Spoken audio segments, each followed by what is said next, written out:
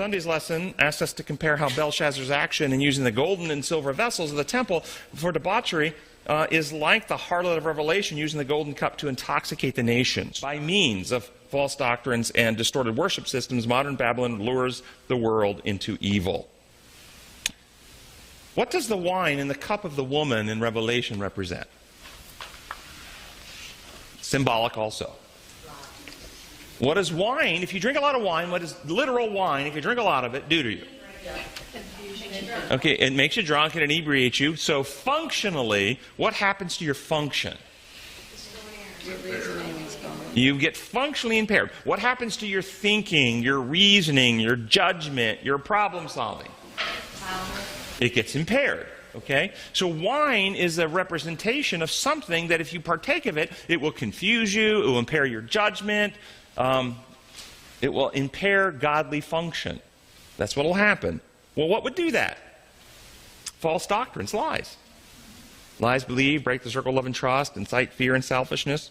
And the core lie of this woman of Babylon, remember, a pure woman represents what? The church. So an impure woman represents false churches, false religions. That's right. So here we have an impure woman intoxicating the world with the wine, her doctrines, her ideas, her beliefs, and the whole world is intoxicated with this. Confused, drunk, not rational, irrational, because they're drunk. What do you think the core lie is that comes from the church that the whole world imbibes? There it is. That God's law is like human law. This is the core lie that comes from the church. That God's law functions like human law, and God, in order to be righteous, must use his power to punish lawbreakers. Thus, suffering and death come from God. He's the source, and thus God must be appeased. Islam rose in protestation of many of the abuses of Catholicism, but they did not reject this view of law. They hold the same imperial view of God's law and teach that God, in order to be just, must punish sinners. And they have a very authoritarian system across the landscape of the different sects of Islam. And they all believe that one day God comes back to judge the wicked and to punish them. Same root concept. Judaism has been infected with this imperialistic law concept for millennia. Look at how they treated Christ. When he was trying to teach them design law, they kept being mad at him for breaking their rules and wanting to stone and punish. Imperialism. What about those who don't believe in God at all? Are they drunk on the wine of Babylon? They don't believe in God. How can they be drunk on the wine of the church? They believe in force and coercion. Doesn't that put them in the same boat? She said they believe in force and coercion. Does that put them in the same boat? What else? They're rejecting a God that doesn't exist. There you go. This is it. Why don't they believe in God? Because they drank the wine, and the wine of Babylon is God's an imperial dictator. He makes up rules. He's a righteous judge. He follows you around. He keeps a list of all the bad stuff you do, and here's the list over here, and the Methodists have a list, and the Adventists have a list, and the Baptists have a list, and the Muslims have a list, and those lists are all different. But they all claim that if you don't keep the list or get payment or legal accounting for the things on the list, that this God is one day going to punish you in hell for a period of time or for all eternity. And they look at that, and then they look at the world around them, and they see design law. They see how reality actually works. They see the laws of gravity, the laws of physics, the laws of health. They see a design, and they may not call it design, but they see constants upon which reality work, and they look at this arbitrary rule-giving, punishing God, and they reject it.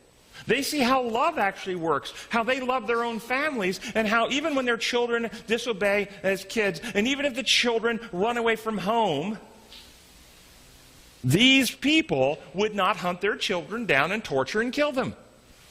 Yet they're told that, and righteous God will do that.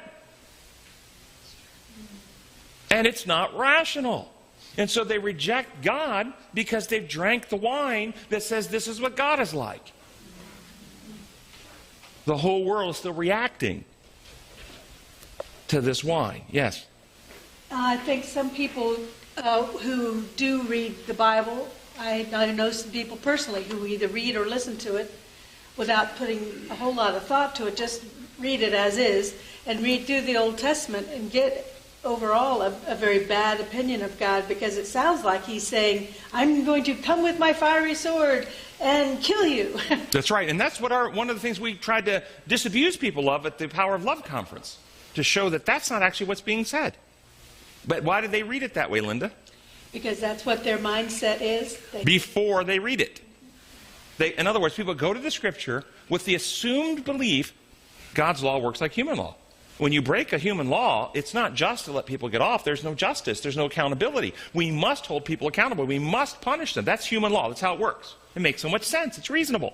And then they apply that construct to God and then read the Old Testament, and that's how they see it. I don't think that people consciously go, I know I'm going to misread the Bible when I accept the idea. They don't even think about it. It's just assumed. It's an assumption. It's the fallacy of the assumed premise. And if you assume something to be true that's not true, it warps your conclusions as you evaluate data that you're reading. So other ways the world is intoxicated with this wine, this imperial law lie. How about governments who claim God is on their side and embrace the imposed law model and then use force and coercion to force their way upon others to pass the laws of their religious system that they think everyone should comply with, because that's the righteous way to do things. That's the wine of Babylon. And that ultimately is what Revelation warns about, that there will be an imperial system that eventually arises that is a merging of the beastly power, merging of religious values and state power to coerce people.